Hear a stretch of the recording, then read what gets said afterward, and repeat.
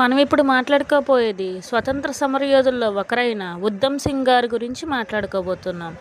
ఉద్ధమ్ సింగ్ జలియానా వాలాబాగ్ హత్యాకాండకు ప్రతీకారంగా 1919లో ఆ దారుణానికి కారణమైన మైకేల్ ఓడ్వయర్ను 1940లో లండన్లో కాల్చి చంపిన గొప్ప భారత స్వతంత్ర సమరయోధుడు.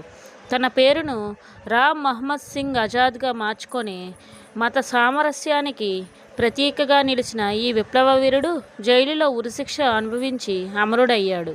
పంజాబ్లోని సంగూర్ జిల్లా సునంలో 1899 డిసెంబర్ 26న జన్మించారు. చిన్నతనంలోనే తల్లిదండ్రులను కోల్పోవడంతో అమృత్సర్లోని సెంట్రల్ ఖాల్సా అనాథాశ్రమంలో పెరిగారు. అనాథాశ్రమంలో షేర్ సింగ్ పేరు ఉద్ధమ్ సింగ్గా మారింది. ఏప్రిల్ 13, 1919న జరిగిన జలియన్ వాలాబాగ్ మరణకాండను కళ్ళారా చూసిన ఉద్ధమ్ సింగ్ ఆ దారుణానికి ప్రతీకారం తీర్చుకోవాలని ప్రతిజ్ఞ చేశారు.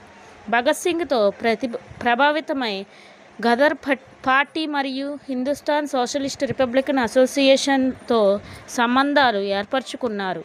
విప్లవాత్మక కార్యకలాపాల వల్ల 1927లో ఆయుధాలు కలిగి ఉన్నందుకు 5 సంవత్సరాల జైలు శిక్ష అనుభవించారు. 1940 మార్చి 13న లండన్లోని కాక్టాన్స్ హాల్లో జరిగిన సమావేశంలో జలియానా వాలాబాగ్ సమయంలో పంజాబ్ లెఫ్టినెంట్ గవర్నర్గా ఉన్న మైకేల్ ఓడ్వయర్ను కాల్చి చంపారు. కోర్టు విచారణలో తన పేరును మత సామరస్యానికి చిహ్నంగా రామ్ మహమ్మద్ సింగ్ ఆజాద్ అని పేర్కొన్నారు. అంటే హిందూ, ముస్లిం, సిక్కుల ఐక్యత అని అర్థం. 1940 జూలై 31న లండన్లోని పెంటన్ విల్లే జైల్లో ఉరితీయబడ్డారు. 1974లో ఆయన అస్థికలను ఇండియాకు తీసుకువచ్చి జలియానా వాలాబాగ్ స్మారక చిహ్నం వద్ద భద్రపరిచారు.